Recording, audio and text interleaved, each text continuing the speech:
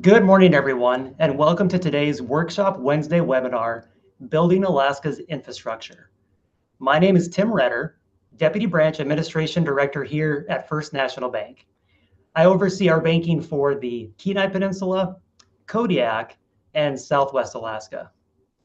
I'm excited to be facilitating today's discussion about the Infrastructure Investment and Jobs Act and how your Alaskan business can benefit from the infrastructure funds coming into our state. Also, I'm grateful to have a special guest with me today, Nils Andreasen.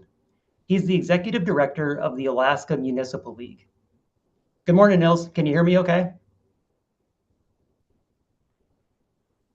Good morning. Yes. Thank you. All right, great. Before we get started, excuse me, Nils, can you please give us a little of your background and expertise as it relates to the Infrastructure Investment and Jobs Act? Yeah, thank you, Tim.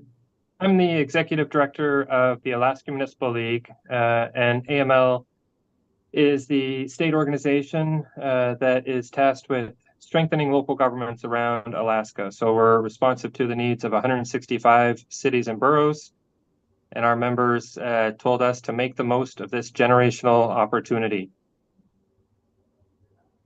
Yeah, that sounds great. Thank you for sharing it. And also, certainly, thank you for your partnership in the presentation today. We at the bank certainly appreciate that. And before we get started, if everyone can look down towards the bottom of your screen, you'll see a question and answer feature in the webinar. I encourage everyone to use this feature to ask us any questions throughout the presentation. These forums are a lot better if they can be interactive, so please do use the opportunity to engage with us over the next hour. Actually, let's go ahead and test that Q&A feature now. So if you can go to Q&A and say hello and let us know which business you're with and your name, please. We'll give people about a minute or so to test that out. And Nils, actually, while people are testing out the Q&A, what do you see as key items for our audience to take away from the presentation today?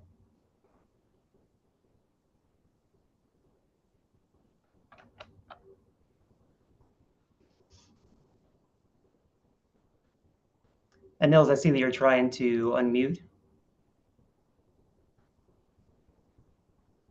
Okay, there you go. And Nils, what do you see as could be some key takeaways from our presentation today? Yeah, I think that what we're hoping to describe is the scale and scope of infrastructure funding into Alaska, who that impacts, the work involved, and who's doing some of that work, and really the opportunities for businesses and others as we look to work that's on the ground and coming in the future. Yeah, those are good points. I'm also looking forward to going over the Build Alaska's Future website. That's going to be a good resource for contractors to use to get more specifics on specific projects throughout the state.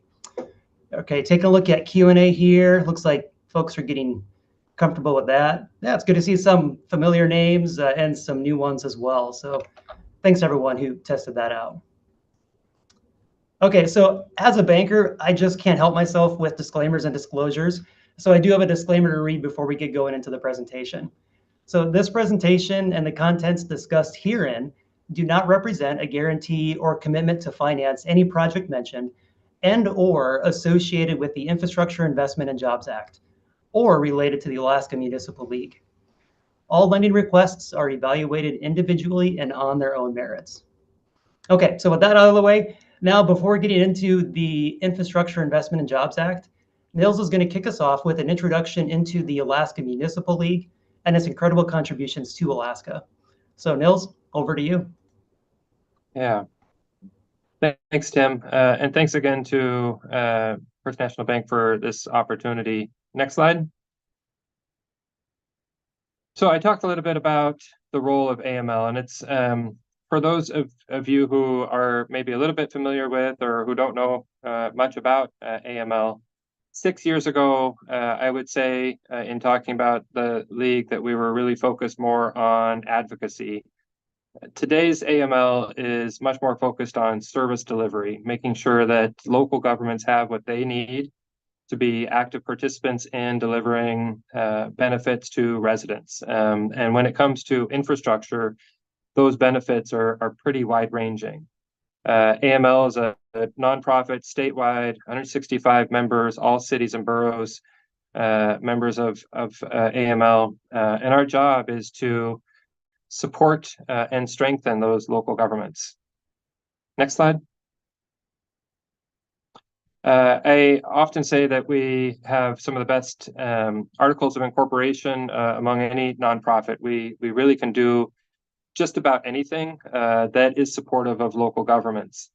And when it comes to thinking about our advocacy role and how we think about what's positive for local governments, it's really about making the most of local self-government, making sure that cities and boroughs have what they need, the resources, the capacity, and so on to deliver services that they're obligated to on behalf of the state. Next slide. It's important to know that almost all of the state is organized as either with either cities or boroughs. Half the state isn't organized within the borough structure. You'll be familiar with it as an unorganized borough. But there are cities within who are providing very direct services to residents. 97% of Alaskans reside within a local government, either at the city or borough level. 20,000 Alaskans employed by local governments. And when we're thinking about the coverage or the land ownership or management responsibilities of local governments, it's greater than the entire state's ownership and management. And when we're thinking about the rest of the nation, it's important to know that Alaska's boroughs are some of the largest in the country. And just, I think the North Slope borough is as large as California. So we're talking about really immense distances and responsibilities, even for small populations. Next. There's four areas of local government services. They relate to education, public safety, transportation, public works, and quality of life. And each of those, within most municipal budgets, translate to about a quarter or so of the budget. When it comes to public works and transportation, local governments own and maintain the majority and almost all of ports and harbors in Alaska, maintain the same number of road miles as Alaska DOT, manage the majority of water and wastewater systems in the state, and run 37 electric utilities. It's pretty extensive. Next slide. When we approached, when the Bipartisan Infrastructure Law, or IJA, the Infrastructure Investment Jobs Act, was passed, our members told us to basically maximize the benefits of this generational opportunity for Alaska, and that would require a generational effort. So we put a ton of time into and resources into making the most of this, and I'll talk more about those soon. But I think when it comes to IJA or BIL, 5 broad categories of investments into transportation, into water sewer, into broadband, into, I think we kind of talk about it in terms of pollution prevention or resilience. And the others are more related to strengthening our workforce. Next slide. The way that IJA is structured, it means that it's got connections to almost every type of activity in the state. So it's state agencies working with federal agencies, working with political subdivisions and tribes to deliver a lot of these projects. And each of those levels of government have to work together and with community stakeholders and businesses to deliver the massive investment that is contemplated under BIL. Next slide. Thank you, Nils. I'm taking a look at Q&A here. I'm not seeing any new questions yet, so we'll keep going through the slide deck. But to everybody on the call, please do feel free to use that Q&A feature to send any questions our way as we're talking through it. So as Nils said, the Infrastructure Investment and Jobs Act, it was signed into law in November of 21. And when that happened, there was a lot of excitement throughout Alaska regarding this, but as Nils said, once in a generation funding. A lot of business owners and bankers, we were asking the same questions. One, when's the money actually coming to Alaska? And two, what projects will receive funding? Initially, that information on the specifics, it was pretty slow to come out. However, we now do have a better understanding of the flow of funds. As you can see on the slide here, in the third quarter of 22, that was when the notice of funding opportunities was released for the majority of the infrastructure funding slated for Alaska. So from the end of 22 and into 23, entities applied for and were awarded funding. We're now actually at a critical juncture because the funding is actually being sent to the awardees to move forward on their respective projects. So because of that, now really is the time for contractors to bid on and take advantage of the federal money coming into Alaska. The box on the far right, it notes a 5-year capital spend down. What that means is that an awardee has 5 years to spend the infrastructure funding when it's received.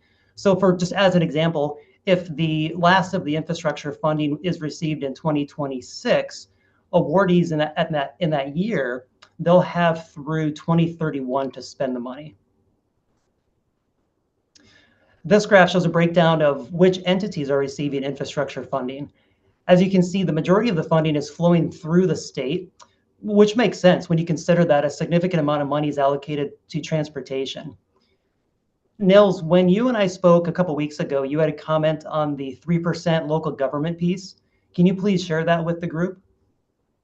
Yeah, I think so. The way that IJA is structured, a lot of the funding is formula funding, and a lot of that formula funding is going to flow directly to the state. The rest of the funding will be competitive, and so you'll see state agencies, tribes, local governments, and others competing on a national level for the rest of what's available.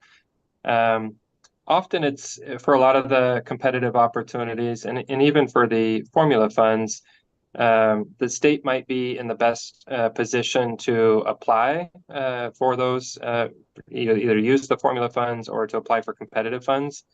But it's actually local governments who are delivering those projects or who funds are received for projects that will be conducted in cooperation with local governments. So I think you can kind of take that picture of, the state government percentage. A lot of that is going to actually apply and be relevant for local governments and actually how it's deployed. Yeah, those are good points. So this next slide, it shows which industries are benefiting from infrastructure funding. Transportation, as you can see, is the heavyweight with a significant amount of funding going towards roads, bridges, roadway safety. Broadband is another heavyweight since the need for connectivity was directly addressed in the infrastructure bill. Now, it's not pictured on this slide because it's not associated with the infrastructure bill, but there's a huge amount of work being done on the Pitka and Willow oil projects on the North Slope.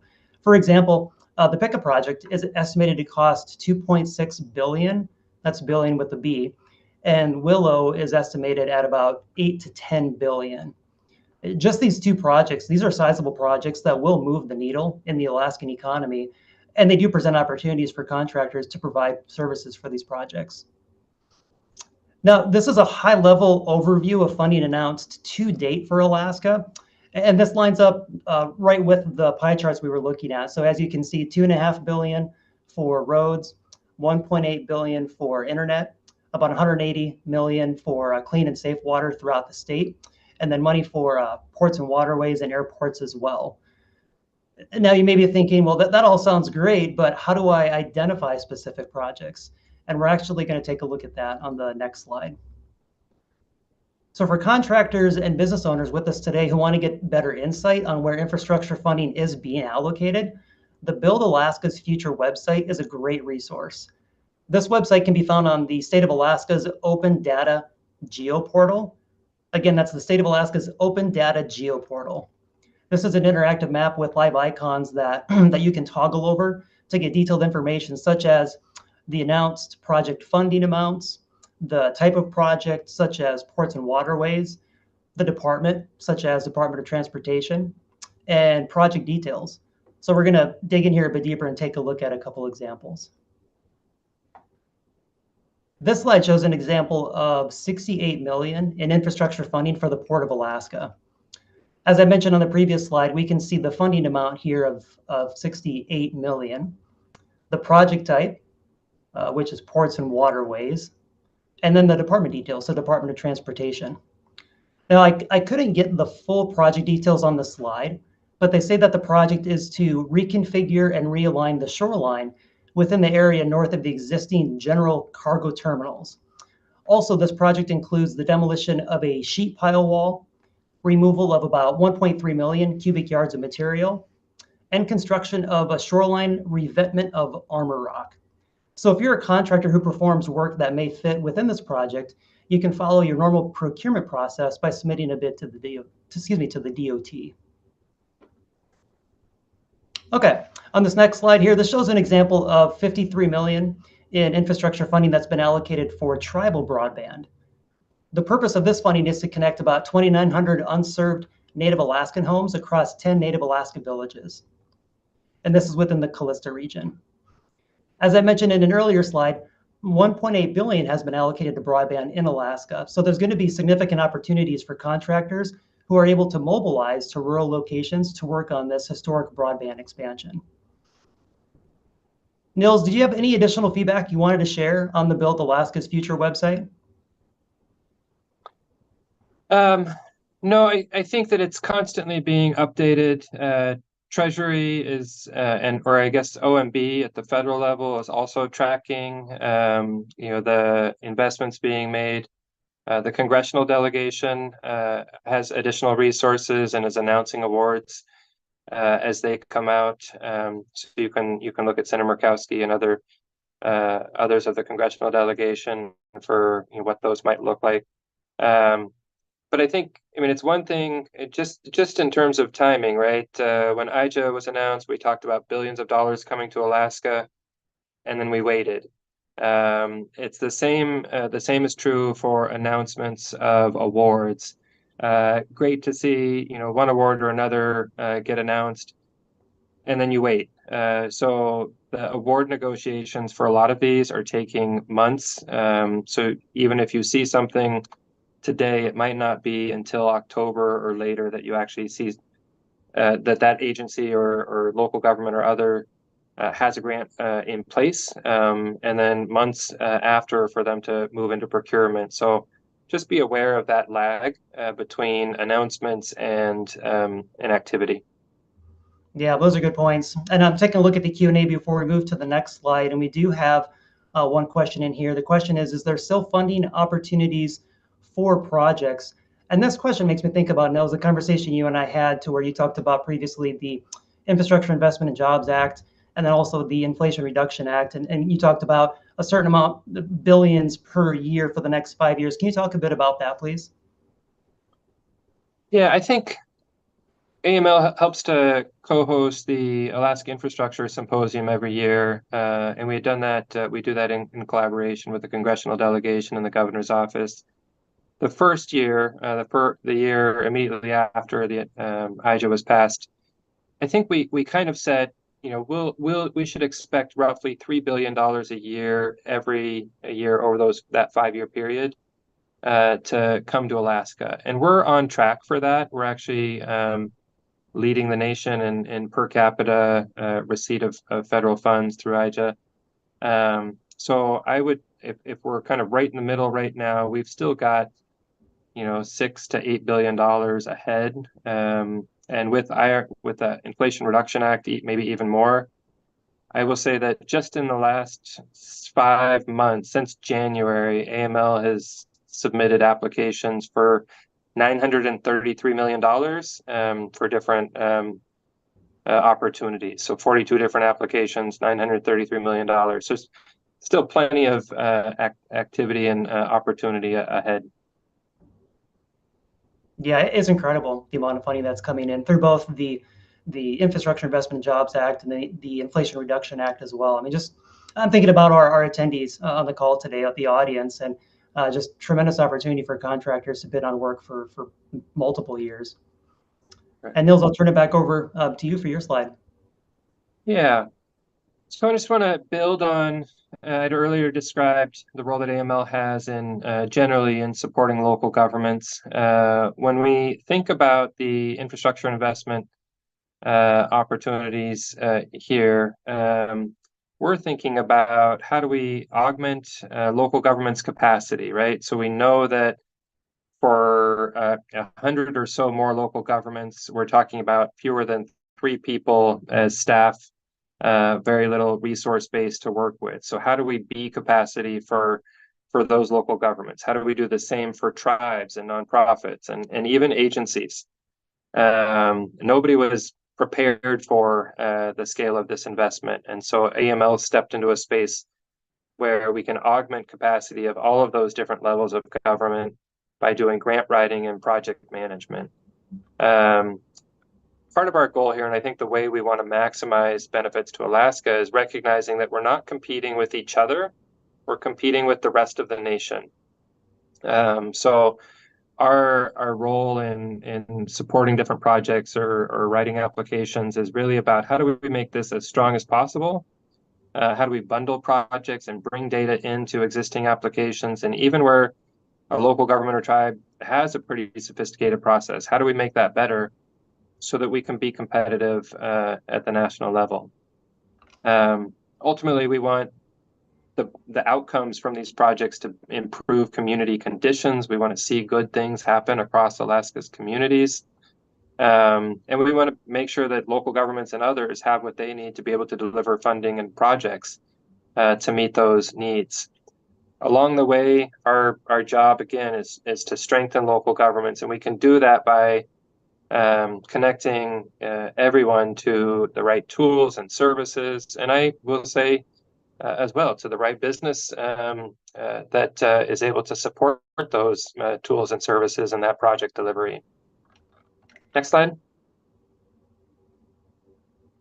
During that first infrastructure symposium, we talked a lot about these next 5 to 10 years, right? That's our window of opportunity.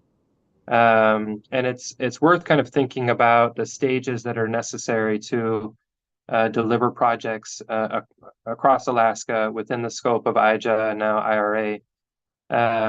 A lot of it starts with community planning, and 3 years ago, a lot of those planning efforts and prioritization wasn't in place. So what you saw that first year is a lot of investment into where communities had projects that were ready.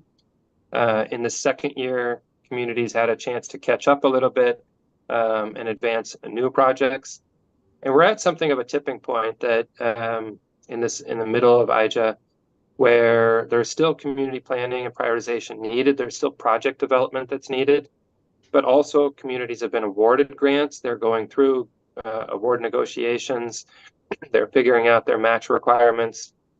They're just starting their procurement and workforce process. And there's still more money out there. So they're really, I think I would say communities and any potential applicant struggling under the weight of project management, match requirements, and still more opportunity. And that's, we're really focused on now delivering projects and kind of keep that effort going so that we're not missing out right now, just as we're running out of steam. We need more steam, and that might be a good place where businesses, consultants, and others come in. We want to make sure that projects get out the door and work on the ground, even as communities have what they need to take the next steps ahead. So AML will be moving more into the space of project management, grant reporting and outcomes, basically alleviating any burden that communities might experience so that they have the capacity they need to keep going and pursuing additional opportunities. Yeah, that's a critical role that I see AML playing in really managing the flow of the funds and to the local level. And if I was a business owner or an engineer or consultant listening in today, what would catch my eye is the verbiage on the right-hand side of the screen that talks about the opportunities for local businesses, consultants, engineers. And so, Nils, what do you recommend as top resources for local businesses to identify work that's associated with the infrastructure funding? Yeah, I think there's a couple levels of engagement right now. I mean, there where there are communities who don't have projects identified or well developed, we need something more than a picture of need, right? And often we'll get photos of here's this crumbling infrastructure. We need funding for this. AML and anybody who's applying for grants right now need projects that are developed enough so we have a scope, schedule, and estimate to work with. We need some level of technical engagement on the front end to make sure that projects will be successful, not just in award, but upon implementation. So if you're working with a community or eligible entity, then be thinking right now, how do I help them advance this project to enough of a stage where it would be in a position to be competitive nationally. The second piece would be around the procurement. So be monitoring opportunities for delivering projects. And honestly, we probably need to do a better job of, we know, where there's a state process, but could we better identify statewide opportunities for procurement or project delivery, and bring those into a one-stop shop for sharing that with the business community. That's something that's on AML's list, whether it's a project delivered in Aniak or Matlock. We want to make sure that the business community knows what's available and how to be helpful during this period of implementation.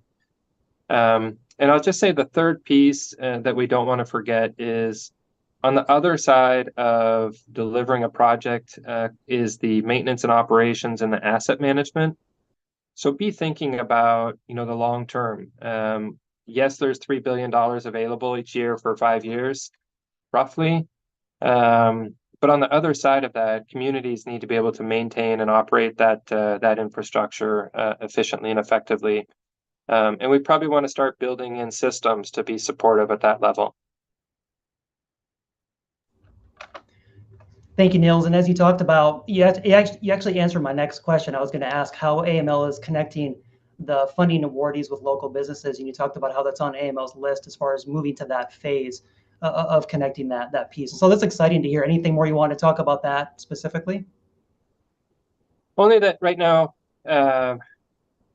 we have AML hosted classifieds for all local governments. It's actually pretty well used, and that might be a good place or platform for us to post RFPs or procurement notices for our members. So if AML is a member service delivery organization or member support organization, that's a good way for us to maybe do that. And we'll probably implement something like that early in this next fiscal year. So, probably around July or so.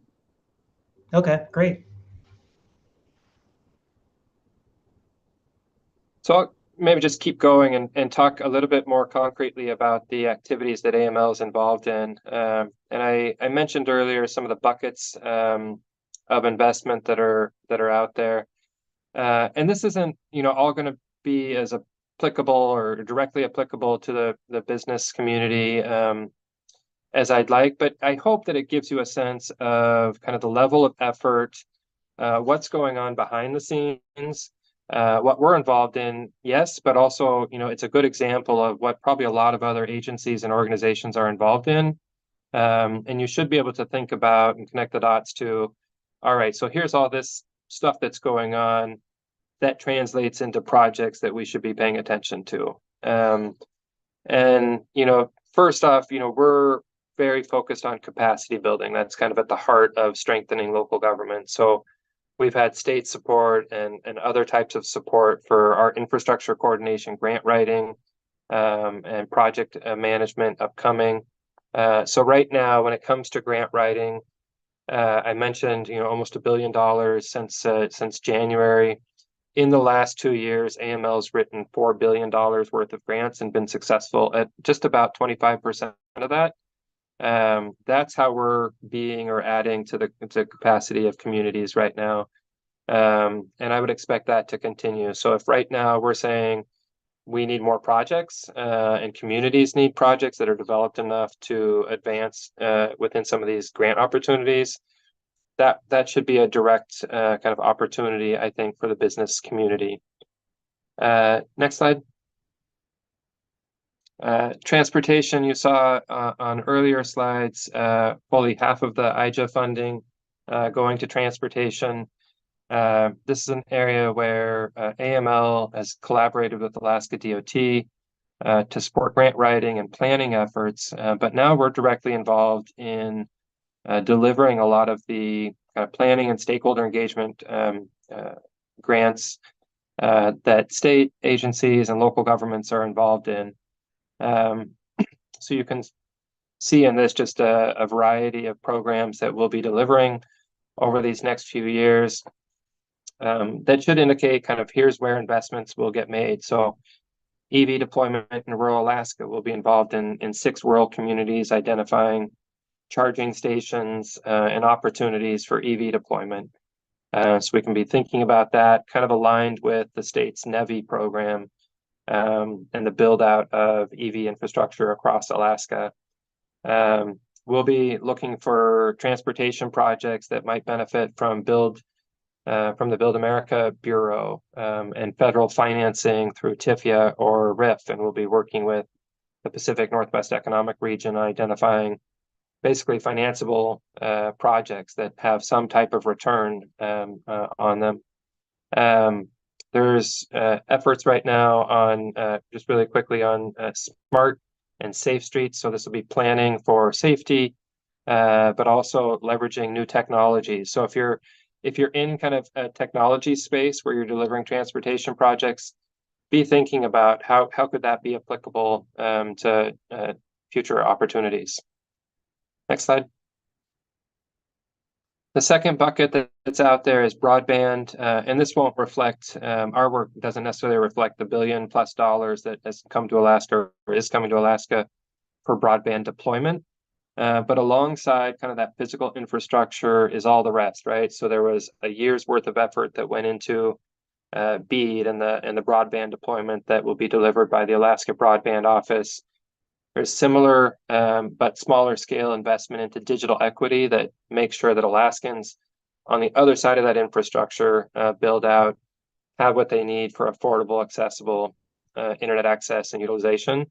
And AML has been kind of leading or partnering on delivering as digital equity aspect.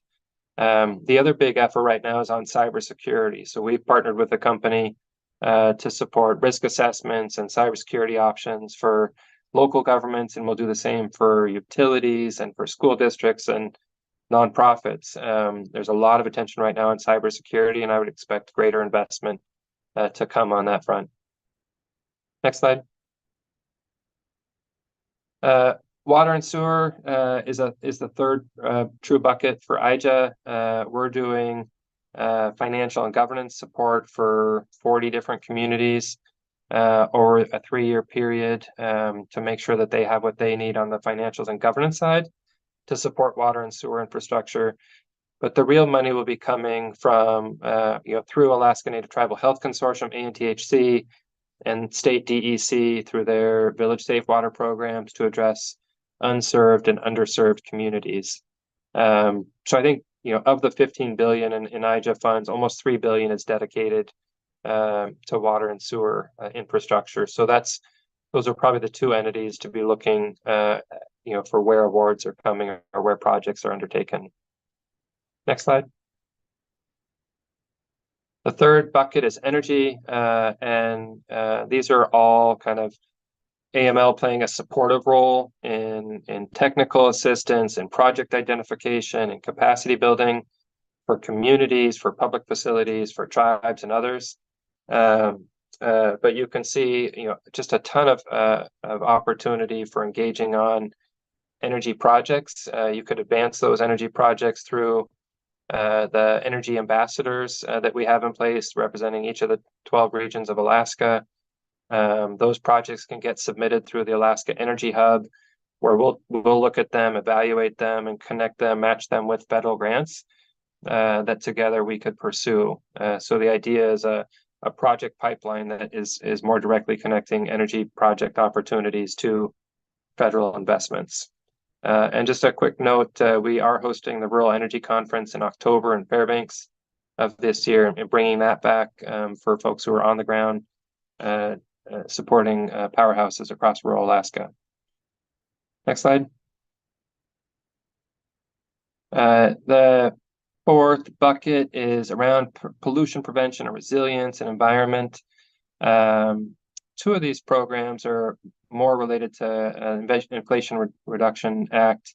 EPA has the Climate Pollution Reduction Grant Program.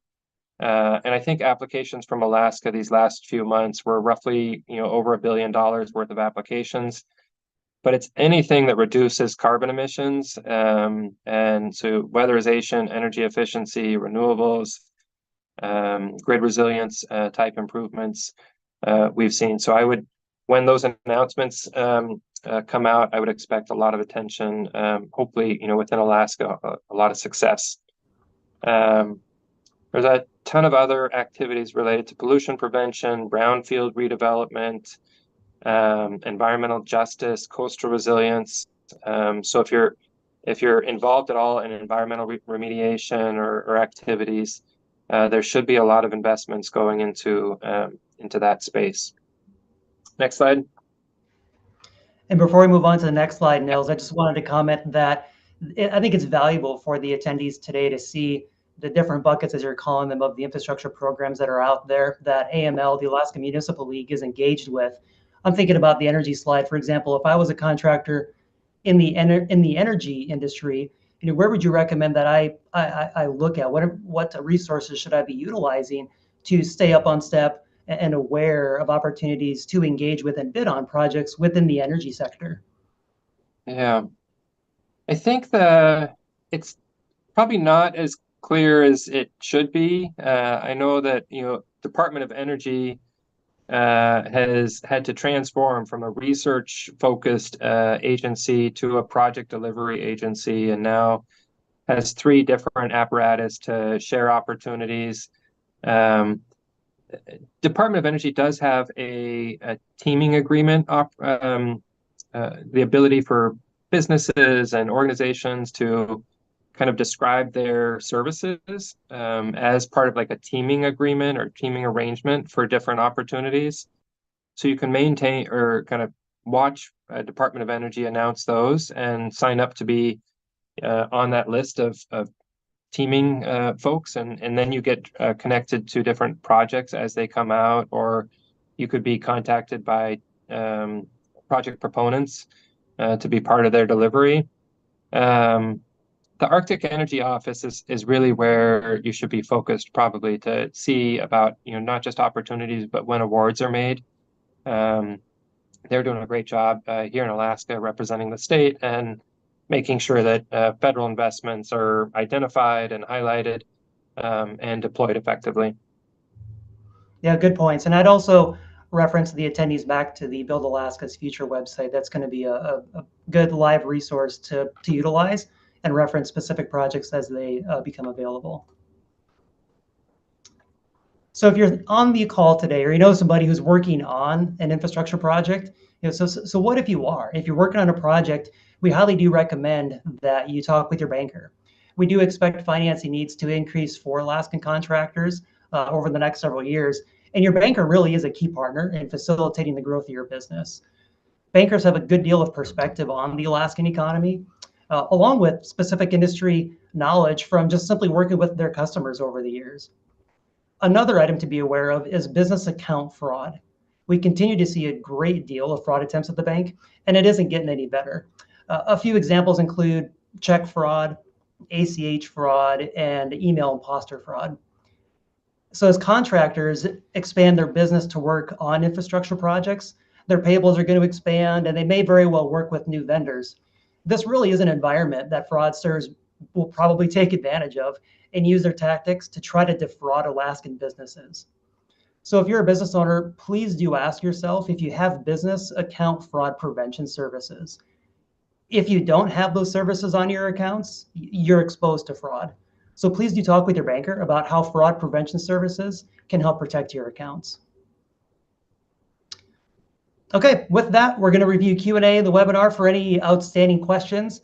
Please continue to submit questions using the Q&A feature at the bottom of the screen. We'll address as many as we can as time allows. And then if we run out of time, we'll connect with you individually after the call. So I'm going to look to Q&A here to see if we have any questions come in, and we'll give people about 30 seconds to a minute here. Not seeing any new ones yet. And so certainly do encourage anybody, if there's any outstanding questions, to put those into Q&A.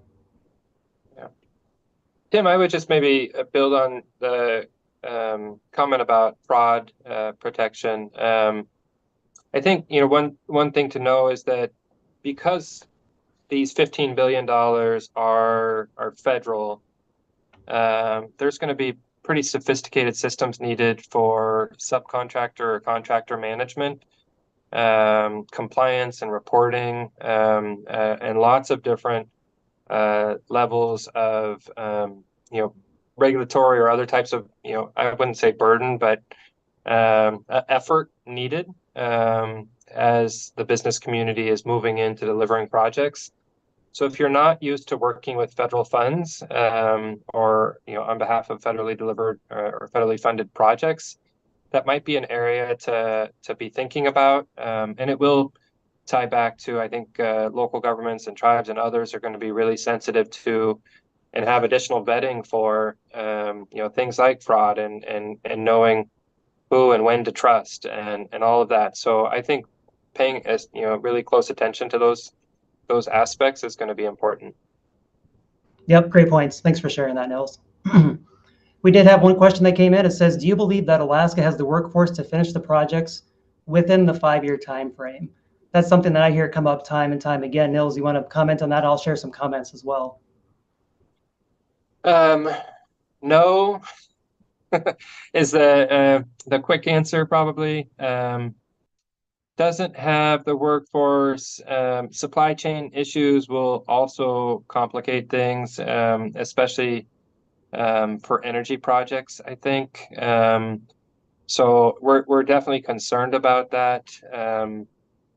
I think while IJA didn't have a lot of workforce development investment money attached to it, the IRA did. So there's a lot of different efforts right now on workforce development, on reskilling, on competency building. None of that really gets us to more bodies, but there's definitely a line of effort from a bunch of different organizations who are thinking about recruitment and attracting a workforce that's able to deliver these projects. And I know, having been on a couple of conversations with IBEW and the University of Alaska and Alaska Safety Alliance and Works Partnership, Alaska Workforce Investment Board, a lot of attention being spent on this topic right now. Yeah, there's a lot of demand certainly for workers in the state. And when I think about the last 9 to 10 years in the state, our population has actually slightly shrunk, about an average of 2,000 people per year. And a lot of those folks are in their 20s and 30s. And so I know there's more effort being put forth now on attracting those 20-something, 30-something folks to Alaska in order to have them come here, put their roots in, establish their family, because those are really, that's a long-term workforce that's being tried, that folks are trying to attract right now. So thank you for the question. Okay, looking at Q&A. Let's see here if we have any other questions. Question that came in is, how viable is it to build up the use of EVs and building charging stations in rural Alaska? Nils, I'll look to you for comments on that. Yeah, I think that the way that, so AEA, Alaska Energy Authority, is leading this effort in cooperation with Launch Alaska and ACEP, the Alaska Center for Energy and Power. There's a lot, right now it's proving out technology, one, making sure there's demand, two, and then getting to, determining whether there's investments necessary. I think we can get there in some communities more than others. So I don't know that folks have said this is an every community kind of thing, but where there's capacity, where it makes sense, where there's a business case, and so on, I think that's kind of this the steps that folks are going through right now as part of this planning effort. And it's important to note, like a lot of the investment right now is in these next couple of years is around planning and feasibility. It might get to actual charging infrastructure, but only where it makes sense. Okay. Thanks, Nels. Another question that came in is what are the best ways for me to plan for expanding my business and take advantage of infrastructure funding? First thing that comes to mind for me is do talk with your banker. Your banker is a key resource in talking with you about what your plans are on your short-term, midterm, long-term plans for your business expansion. We as bankers always recommend as well that you talk with your CPA and your attorney as well, depending upon what the scale is of the change in the business that you anticipate over the next 1 year, 2 year, 5 years as well. Another question we have is what resources should I be using to stay up to date on infrastructure funding in Alaska? I'll again point folks back to that Building Alaska's Future website. That's going to be a good resource. Alaska DOT's procurement and contracting website for jobs that contractors can bid on. Another one that comes to mind is the internetforall.gov website. You can go to that website again, internetforall.gov, and that you can search by state, search for Alaska, and you can see the entities within Alaska that received and what they received for funding for broadband expansion. Nils, anything you wanted to add on that? Yeah, I would say so. Our website is the akfederalfunding.org, and that's a collaborative effort between AML and the governor's office and Rural Cap and Alaska Federation of Natives and a lot of different other entities. Most of that's directed at, here's funding opportunities and less about here's where awards are made. But it should give you a good sense. And there's more and more resources being added to that every day. And it links back to some of the other ones, Tim, that you mentioned. So if you need kind of a one-stop shop, start there. I would also maybe just to build on or to address the question just prior related to business expansion. Scaling up right now, is probably on a lot of people's minds. Knowing that this is a time fixed effort is really important as part of that scaling up, I imagine. And so spend as much time thinking about how to scale up as how to scale down is what that's how we've been thinking about it. We've gone from an organization of 3 people and $800,000 budget 6 years ago to 29 people and $15 million budget this coming year. And all of it thinking about here's our glide path to go from scaling up really quickly to make the most of this generational opportunity to be able to sustain operations for the long term. And we're thinking about it too in terms of our members. What are they going to need for maintenance and operations? What are they going to need for asset management? How do we not lose any of the ground that we've gained during this effort on capacity building and competencies and infrastructure development, but have a real process for long-term future and investment? So I would maybe just kind of be thinking about those things too. Yeah, great comments, Nils. Thanks for adding on that. And what stood out to me there was thinking about not only how to scale up, but how to scale down, because there's going to be that bell curve of activity over the next several years. All right, I'm going to take a look at Q&A here. I'm not seeing any new questions. So I'm going to get the screen pulled back up.